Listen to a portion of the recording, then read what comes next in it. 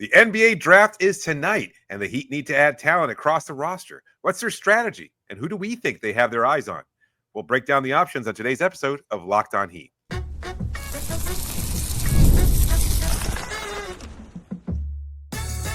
You are Locked On Heat, your daily Miami Heat podcast, part of the Locked On Podcast Network, your team every day.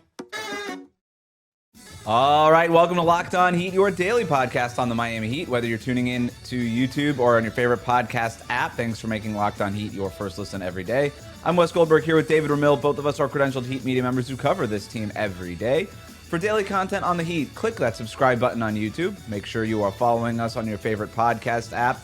Have a jam-packed show for you today. We are building our Miami Heat draft board. We're going to be talking about the team's biggest draft needs, how they should approach the draft on Wednesday night, whether they should trade up, down, out, a bunch of other things. But first, a quick announcement before we begin.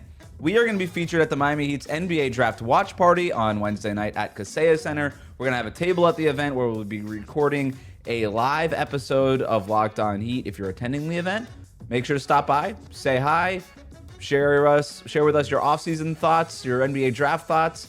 You can RSVP to the event on the Heat's website. It begins at 7 p.m. The draft coverage starts at 8 p.m. The event is free. It's going to be hosted in the Arena Bowl. It's going to feature activities, free throw competitions, stuff like that, all on Pat Riley Court. There'll be caricature drawings, a pop-up Heat store, special giveaway, exclusive photo opportunities, and more ahead of the Heat making a pick potentially here at number 20. Again, you must RSVP to attend the event. You could do that at heat.com/draft party. Before we unveil our final Heat big board, we should talk a little bit about how the Heat should approach the draft. Generally, zoom out a little bit on this, David. So what do we know about the draft so far? The Heat offered the 20th pick for Kevin Durant, but they still have it, obviously. We haven't really heard much about workouts. Yep. We don't usually hear a ton about Heat workouts. We usually hear a little bit more than this, though. We know that we know that they did work out the clutch cohort of guys. Yeah. That's really all we know. Maybe a few other guys here and there, but not a lot of the big names, not even a lot of the first round names are popping up on any of these reports. That said, we know that the Heat are prepared, right? They don't just go into this blind. They knew that they would have a pick. We know that they're prepared, but this is as much of a mystery going into this thing in terms of the Heat's perspective of things than it's been in a very long time. What do you make of all that? I think they are probably pretty disappointed they weren't able to land Kevin Durant. I think that was their plan A, and I think they intended to trade that pick. And so it's not to say that they haven't done their homework. That's just not how this front office operates. So they have their options. They've got their board. They've had their workouts.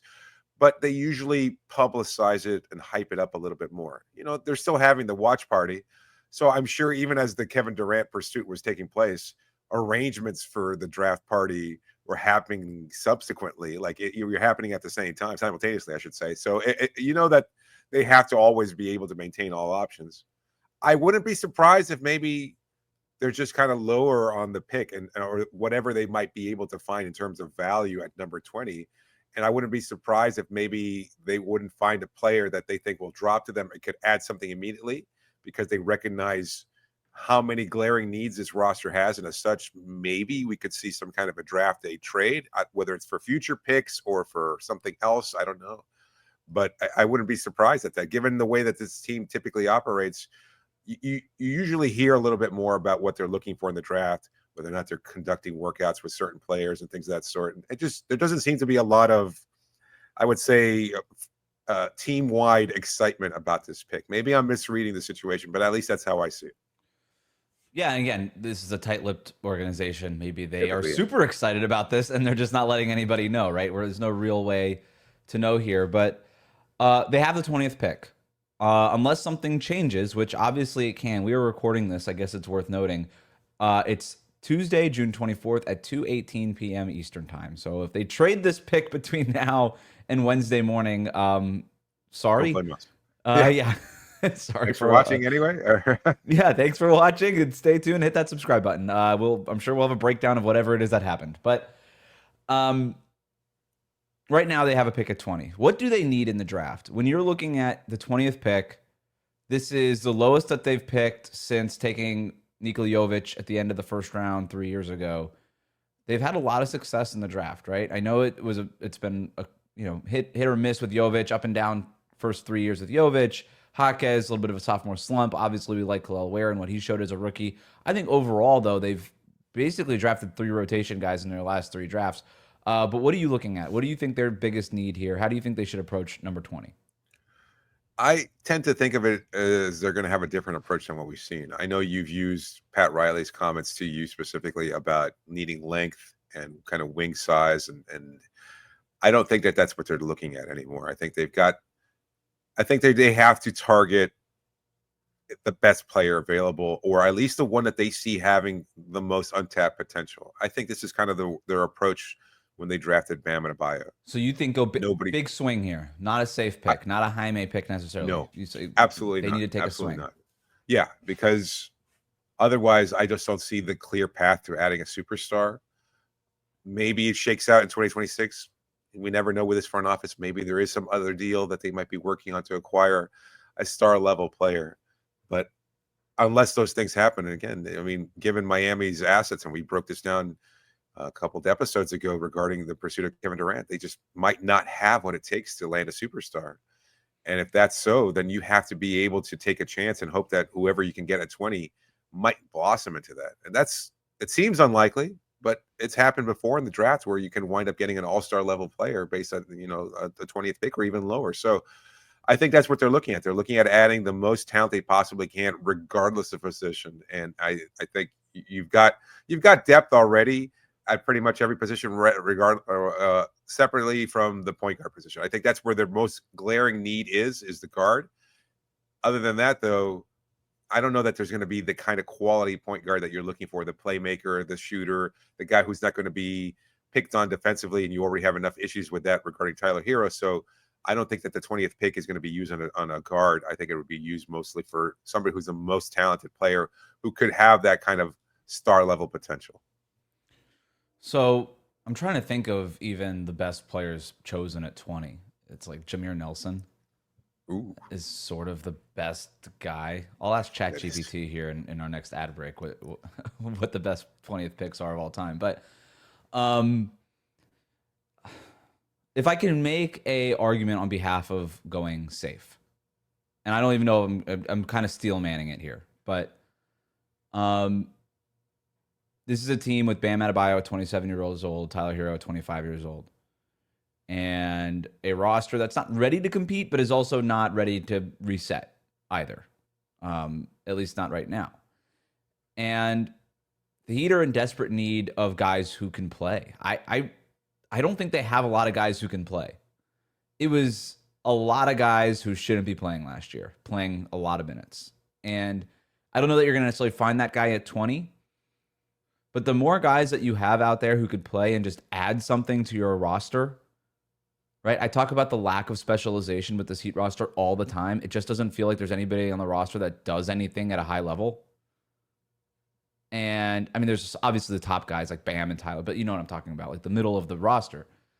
And if you could find a guy at 20 that has an NBA ready skill that otherwise does not exist on the roster right now, it's why Davion Mitchell, it just felt like such a landmark acquisition when it happened. It just, like, it honestly outsized expectations when Davion Mitchell got here. It's just like, oh my God, this is what it's like to have a above average to good point of attack defender on the roster at that guard spot. We didn't have anything close to that. And it just feels so, it literally just changed the face of the entire depth chart when you threw Davion Mitchell into there, a guy who had been a journeyman, playing for his third team on his rookie contract. If you could find a guy at 20 who can bring a specific skill, it's a big if, but can bring a specific skill that is NBA ready to this roster, that's the kind of versatility that this team has lacked potentially. And that would be the argument for kind of just taking a safe guy with a little bit more experience in college or overseas or whatever it might be. Might not be that 18, 19-year-old with loads of potential and just this big question mark and all these different kind of outcomes. But you're like, yeah, I feel pretty good that he can walk in and play 10 to 15 minutes within his first couple of years. That would be the argument for it. But again, I don't even know really what I believe. And just a little bit more background on this. This is not how teams approach the draft. Teams don't generally go, we need a really big swing and that's it. Or we need to go safe and that's it. You have a big board that has some swings and some safe picks. And it's just like whoever the guy is that falls, right? They might have wanted to take a big swing. They had big swing guys on their draft board when they took Jaime Jaquez Jr. But Jaime was the top guy on their board when the 18th pick came around. So they took him. But there was probably guys that are bigger swings ahead of him on their board and probably guys with bigger swings behind him on their board. And had Jaime gone a pick before, maybe they take a big swing there. Same thing with Jovic. Same thing with Khalil Ware, right? They were very high on Zach Edey, who's a little bit more of a safer pick than Khalil Ware. Edey wasn't there. Ware was. So you take Ware. So, yeah, again, at 20, we have no idea how the board is going to fall. Anything else on this before we get into our big board? No, I just think that there's a lot of options, but none of them seem like they stand out. Even in terms of what you're saying, like who is that player at number 20 who has that specialized skill set? And I know we talked about a number of different players, and I don't know that that option is out there. It feels like players in that range that seem likely to drop to Miami are probably more of the we can do a little bit of everything okay, rather than he's a really good X. I don't know that there are those.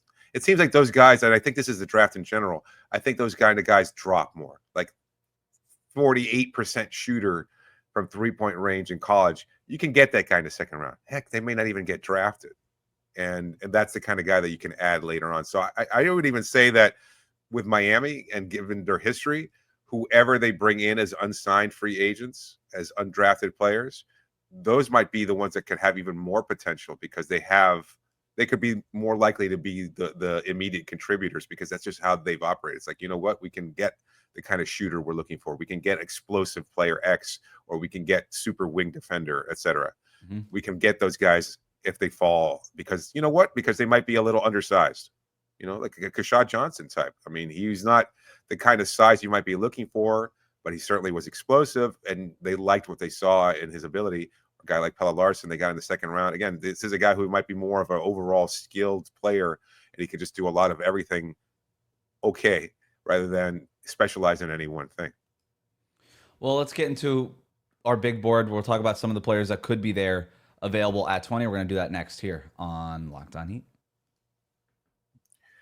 Today's episode is brought to you by Open Phone. If you're running a business, you know that every missed call is money left on the table. Think about the last time you had an urgent need, maybe for a plumber or a service provider of some kind. If the first person didn't answer, did you just wait?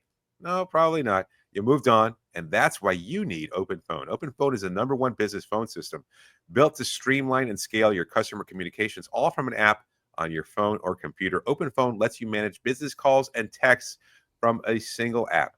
The shared inbox feature is a game changer. Your team can jump into any conversation instantly without missing a beat. And their AI agent handles after-hour calls, answers common questions, and captures leads so you never miss a customer. Open Phone is offering my listeners 20% off your first 6 months at openphone.com/LockedOnNBA. That's OpenPhone.com/LockedOnNBA. And if you have existing numbers with another service, Open Phone will port them over at no extra charge. Open Phone, no missed calls, no missed customers. We'll be right back. Before we get to building our big board here, I did look up the best 20th. Oh, I just looked up the last few number 20 picks. Yeah. Jalen Tyson last year. We'll see. Cam Whitmore in Houston. Really good as a rookie. Yeah. Couldn't get into the rotation last year. There's some questions about his preparedness and things like that. People still seem pretty high on him. I don't know. Malachi Branham for San Antonio. Kind of bit rotation guy for them. Jalen Johnson for the Hawks. Yeah, that was a lucky break. He was a guy that was thought could probably go higher. I think there was some injury concerns with him or something. There was something going on coming out of Duke. I think it was injury concerns. But I know that there were teams in the lottery working him out, and he just fell to 20. So we'll talk about sort of dream scenarios like that here in a little bit. Preston Chua, remember that? Matisse Thybulle at 20 in 2019. It's not bad, kind of bit rotation guy, does something at an elite level, plays good wing defense. Josh Okogie, rotation guy for a few years now in 2018. Harry Giles III, big time injury concerns. That was a big swing by Portland in 2017. but was thought of as potentially one of the best guys in that draft. Had the injuries not derailed things. Karis LeVert by the Pacers in 2016. That's a big hit. That is. If you can get a Karis LeVert type, that'd be a home run here. DeLon Wright, been in the league for a while. Bruno Caboclo, not so much. And it goes, Evan Fournier by the Nuggets in 2012. Donatas Menahunas and by the Timberwolves in 2011. You go back and back and back, and there's a bunch of other guys.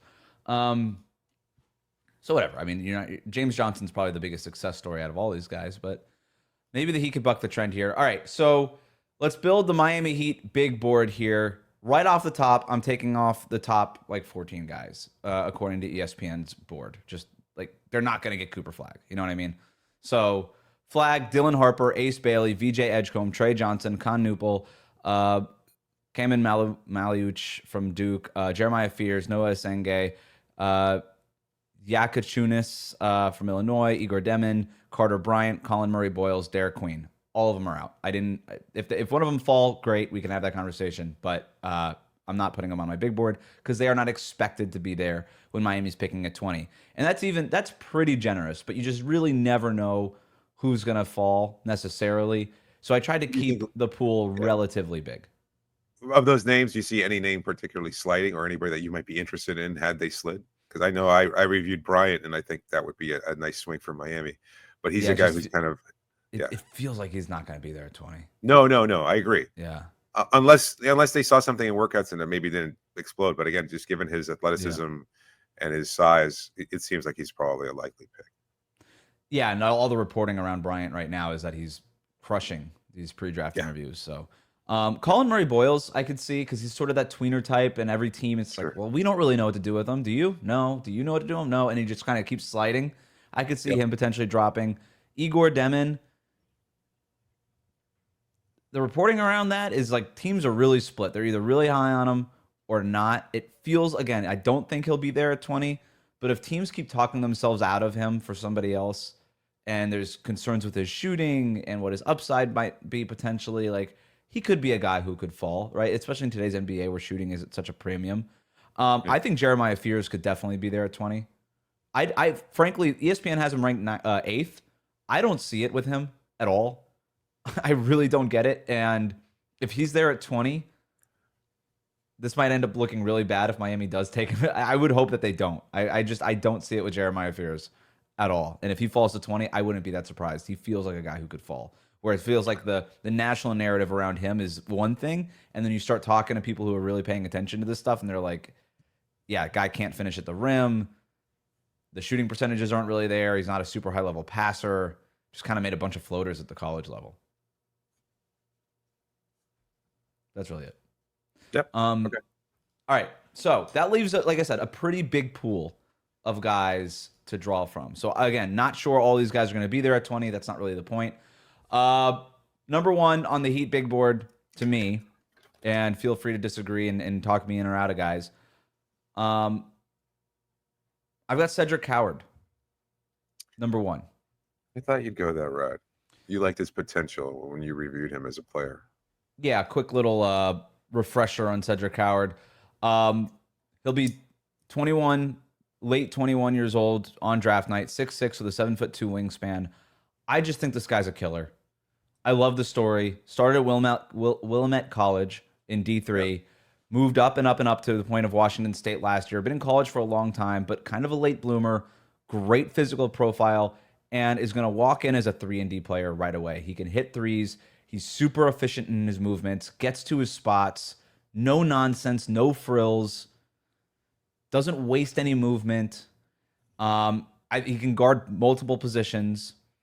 I have concerns about his handle overall. I think he needs to get stronger. I'm not concerned about those things. I think that stuff will come with time.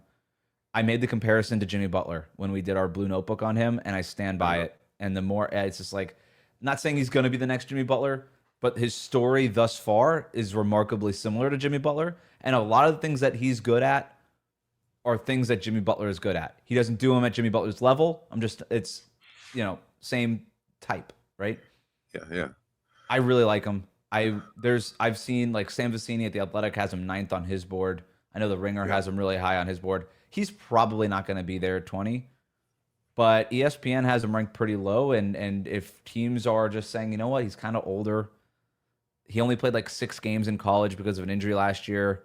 If something pops off in their, in the medicals or something that they don't love, there's a chance that he could be there at 20. And if he's there, he'd be the number 1 guy on my board. I think the concerns are valid as far as that he's a little older, but I haven't heard anything about his pre-draft workouts, and I just wonder if that's kind of if he had like one of those tremendous workouts that we always hear about with a Heat selection. It's like, oh, okay, this guy was kind of buried on the big boards across the country, and then all of a sudden he just really popped for us, and we kind of just fell in love with who he was as a player. If that's the kind of performance he's put up, had he worked out for Miami or elsewhere, I could see how he would be a good option and why he's number 1 on your board. I don't know that I necessarily agree, but I could see the argument. I think it's a little bit of a risk, and I would prefer that they go for a bigger swing rather than the kind of safer strategy that you were talking about earlier. See, I think Coward is a swing.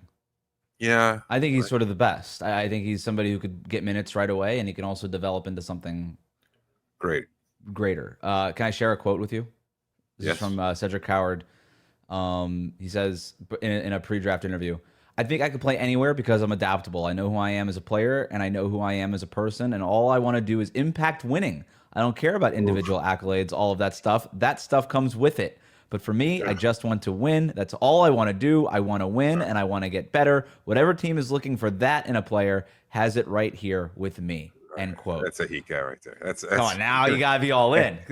Eric Spoelstra just got slightly aroused somewhere. Just even you read that quote, okay? Just even saying it out loud is enough for him to be like perked up. So I could see that. He's a total Heat player. Yeah. Let me give you one. Actually, no. Let's go to break here. We'll finish up the rest of the big board after this.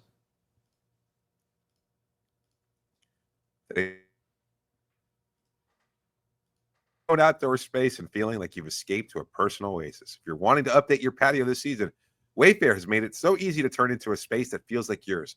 Comfortable, stylish, and ready for summer. Wayfair has everything you need to level up your outdoor space.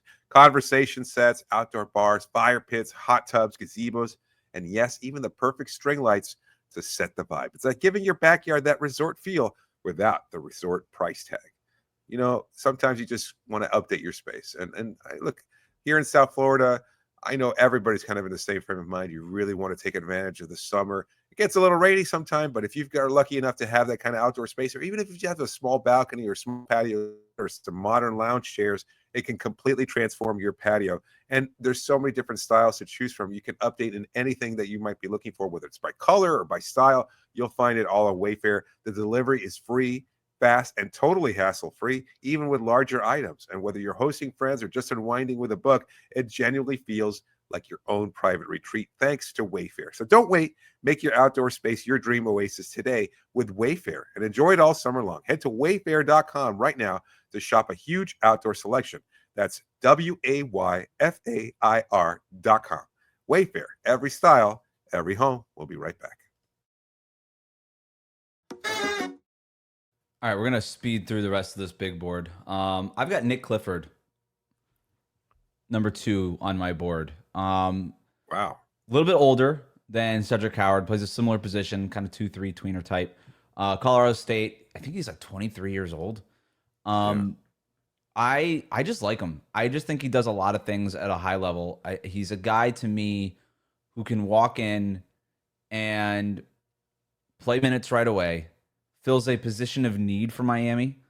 They don't really have that 2-3 tweener type who they can kind of get into small ball lineups with Bam at the 5, or they can kind of play bigger and could provide some defensive oomph next to Tyler Hero. He feels like a guy who could just walk in and play 10 to 15 minutes right away at a pretty high level. And I kind of buy his upside. The big swing skill with him is 3-point shooting. It was up and down throughout his years. So again, the reports around this are teams that like Nique Clifford buy the improvement in shooting. Teams that don't really buy it. He's not Jaime Jaquez Jr. like, oh my God, big question mark in terms of the shooting. It's just in terms of his overall ceiling. If he turns into like a 38% 3-point shooter, it's like, whoa, okay, now we have a high-level rotation player, starter type. And if he doesn't get to quite that, then maybe it's something a little bit less than that. One of the first guys off your bench. I kind of like it either way. He reminds me a little of Nikhil Alexander-Walker a little bit. Yeah. Yeah. And this might just be me projecting because I just want the Heat to sign Nikhil Alexander-Walker. But if they can't get him, then drafting Nique Clifford might be a pretty good outcome. I don't know. He's kind of all over big boards. Might not be there at 20, but if he is, I like him. Yeah, I've seen some people talk about him already being a possible, not likely, lottery selection. So he might not be an option. But I saw a recent piece on him being kind of like a mid-major kind of guy with potential. That he just didn't play at a big name school, just didn't have a real opportunity to shine. So there's not a lot of buzz about him. But that doesn't mean that the talent isn't there or that it won't translate at the NBA level. Yeah, people like the Derek White comparison with him too because of the Colorado State, Colorado ties there. But he's won at every level also, and I like that. Number 3, Walter Clayton Jr., the guy that you scouted for our Blue Notebook. I did not do the homework on him when we did the Blue Notebook thing, and then afterwards, you were pretty high on him, I think, in our Blue Notebook. I was, yeah. So I obviously went back and did my own work on it. I'm in, dude. Like, obviously, like the tournament run that he had, Florida winning the national title, all these things stand out. But he's got an ability to just create his own shot, and I'm buying the playmaking improvements he's made over his career. And he's just got really good feel, and you watch him move on the court, he just moves like an NBA player. You know what I mean? Like, I know you do because you watched him, you did the work on it. I like him. I wouldn't be disappointed if they drafted him. He's a high-level shot maker. He could do that right away in the NBA. Yeah, his willingness and ability to take those shots and create those shots, I think, was a big plus. Plays at his pace. Seems to have a good sense of timing. He's going to be a guy who I think can draw fouls at the NBA level. And I think he's got the skill set on top of that, so he could be a pretty decent scorer. So there are concerns, but I do like his ability as a guard. I just don't see him necessarily as being the kind of elite level playmaker that Miami might need at the position. But I agree with you. If they took him, I would not be disappointed. In fact, I'd probably be pretty happy about it. Right. And, you think about guards who have been drafted recently who won at a high level in college, even if they kind of come out at a little bit more of an advanced stage, whether it's Jalen Brunson or Andrew Nembhard or these guys, they tend to be successful, right? And I'm not saying that he's going to be Brunson. He's not going to be, he's probably not going to be on MVP ballots, but they know how to win. They know how to play the game. And it counts for something. Yeah, for sure. And I'm pretty confident that at the very least, he'll be able to run offense for your bench unit, come in and score some buckets. Really high-level finisher, better athlete than he gets credit for. I love the feel for the game stuff with him. I'm in. Number 4. Oh, go ahead. I was gonna say one more thing. No, like Mario Chalmers, like the fact that you can have big shots and play in such a high level at the biggest stage at a college career. While you might not stand out in any other department, you still wind up translating to a really good NBA player, a solid NBA player with a good long NBA career. And he's so got a super quick shot. His footwork is really good already.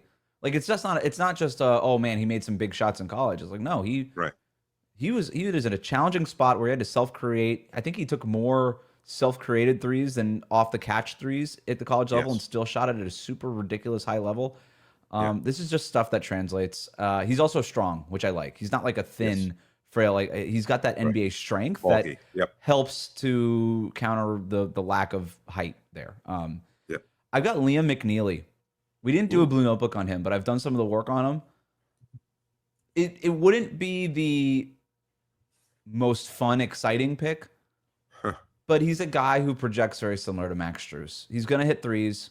The 3-point shooting was not, the clips were not good at UConn. And the percentages wasn't good this last year at UConn, but everybody you talk to is just like, nope, it's there. He just had to take really tough shots. Everything was contested. UConn had 0 offense last year, and he was asked to do way too much. But if you just put him in sort of a 3-and-D role, he could just play that. He doesn't have top-end athleticism. This is the opposite of what you're talking about, David. This is not a swing whatsoever. But he's a guy who, if the Miami has to move off of Duncan Robinson this summer, McNeely could probably step in and grab some of those minutes. Let Boston or Utah take him. It doesn't seem like he's the right fit for me. I got Noah Penda. Wow. Next. The more I did the work, the more I liked him. We did the Blue Notebook. I did the homework on him. I did a little bit more work since then. Watched a little bit more film. I really like him, man. I'm in. His instincts, his quick downloading processing speed defensively, super high steal and block rates. Can kind of play the 3, the 4 a little bit, which I like. Can play both forward spots. I think that there's a lot of versatility there defensively. He's switched 1 through 5 in a switching scheme in his French professional team. If he could get into NBA shape, which Miami would obviously get him into NBA shape, this would be a little bit of a swing here because obviously it's up to him at the end of the day. But I like him, and I think he's fiery. I think he plays the game the right way. And if you can get playmakers like that defensively, Miami doesn't have enough of them. He would be one of those guys. And he can play a little bit of point forward stuff too, which I like. Yep. I got Thomas Sorber. Okay. This is more of just like he might be there. He probably won't be there. I hadn't eliminated him, so this is more of just best player available. Like, I don't know where he fits on Miami's roster, but if he's there and these other guys aren't, it might just be like, let's just take the best guy and figure it out later. I have Danny Wolf from Michigan next. I know you were not high on him. This is also more of a best player available type deal. Again, we're talking about the 20th pick. There's concerns with him, obviously, but there's also a high level of creative flair and shooting touch. And reportedly, he is crushing it in shooting workouts in the pre-draft process. I don't know if it was in Miami's shooting workout, but he's been doing the shooting workouts, and he's a high-level shooter. This could be a total flop, but if it works, he's like a Naz Reid third big who just, those guys have utility in today's NBA. It's a talent play at 20. Right. But anything on Wolf? I'm not a believer. I just think the lack of athleticism is going to eventually be. I mean, I know he's got the sneaky athleticism. That's just code for you're not that athletic, you know. But like I said, he moves like a Roomba. Yeah. So I don't know. You always wish all these guys opportunities. What? Am I missing somebody that you're higher on that I haven't mentioned yet? Yeah, I know you're teaming me up here, but yeah, I think Jace Richardson is it. You scattered. You seem very high on him, and he seems to not be as high on your board. But the more I think about it, and for no other reason, I haven't done any more additional work or anything like that. I tend to believe that sons of players like this, and given what he showed in his limited time at Michigan State, I think he'll just find a way to pop. Like those guys they're just too used to the NBA experience. The adjustment isn't going to be as difficult for him. And I think coming from that NBA background already puts you like the same thing that we were just talking about in terms of like Walter Clayton Jr. Like I think being a son of an NBA player and knowing what NBA life is like can really help you because you're already so familiar with it. And while other guys are just adjusting to the bright lights, it's like, no, I know what this is. I can thrive here. I've been here before, and I know what it takes. I have him on my board. He's last on my. Who do I have? Wow. Here? I have 12 guys, so he's not like last, but he's 12th on my board. He's not going to drop though. He's not going to. I don't think he'll drop. I mean, look, Phoenix just got the 10th pick. They love Michigan State. I want to like him. Like emotionally, my heart, I want to move him up higher. I felt bad not having him higher. I was higher on him in the beginning of the process, just because I had most of my work had just been watching college basketball. But he measured in at 6 feet tall at the combine. It's so hard for small guards to pan out in the NBA. Like 6 foot is really, even Walter Clayton is 6'2" with a 6'4" wingspan. It's not big. It's still it's still sizably bigger than Jace Richardson. And you have to be so elite at that size. And as much as I like Jace Richardson, I don't see that level of elite anything with him in terms of shot making that I feel good about having him higher. Like I just don't see a world where he's a starter. And all I hear is Jalen Brunson. That's sort of more Walter Clayton, right? Like even Brunson's got a couple of inches on Jace Richardson. Not really. I mean, we stood next to him. He's not taller than 6 feet. I've got Will Riley, which I was honestly surprised by because I don't like any of the film. But then I did more work on it since our Blue Notebook, and the late film, like once you kind of get into the timeline of what you're working on, the late film is a lot better than the early stuff. In the late film, he starts showing more off-ball cutting, stuff like that. And I'm like, okay, maybe there is a world where, and one of the things I didn't notice my first time around, and again, the Athletic Sam Vecini pointed this out, and I noticed it. He does a good job leaning into contact. And I was a little disheartened by his shot chart when I did the Blue Notebook on him because it was so mid-range heavy. And I was like, is this just Bub Carrington who kind of just floats away from contact and just is allergic to the rim. It's a little bit like that, but Riley at least kind of he's not afraid of the contact. He'll jump into you, take the contested jumper, he'll draw fouls, but I like the cutting. And he just looks like an NBA player. He's so smooth, moving across the court. He's got a decent handle. There's a good frame there. I think the highest rated recruit in Illinois history or in a very long time. So I like the pedigree there. So I have him there. 6'8", big wingspan. So he's got NBA size.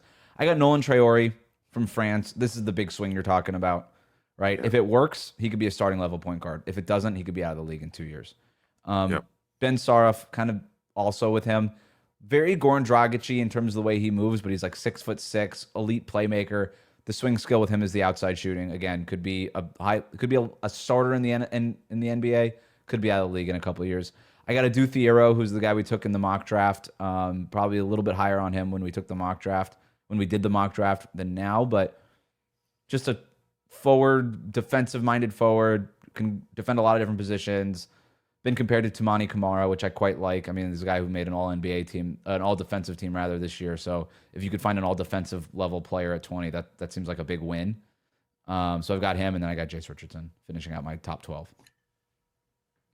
Yeah, it's not I think I can't really argue too much about the players that you have on there, and I think it really kind of speaks to the way this whole draft is kind of a lot of question marks at the lower end. There's a lot of talent there, but I just don't see anybody who's really capable of standing out just yet. It always happens, and so I know it's going to happen.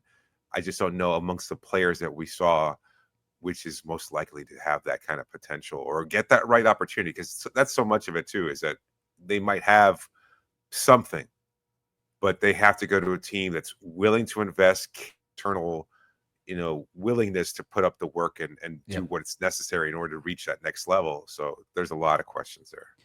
Guys who didn't make the big board, and then we'll wrap up. But the guys who didn't make it, I didn't include Joan Behringer, center out of France. A little bit too much Jackson Hayes for my liking.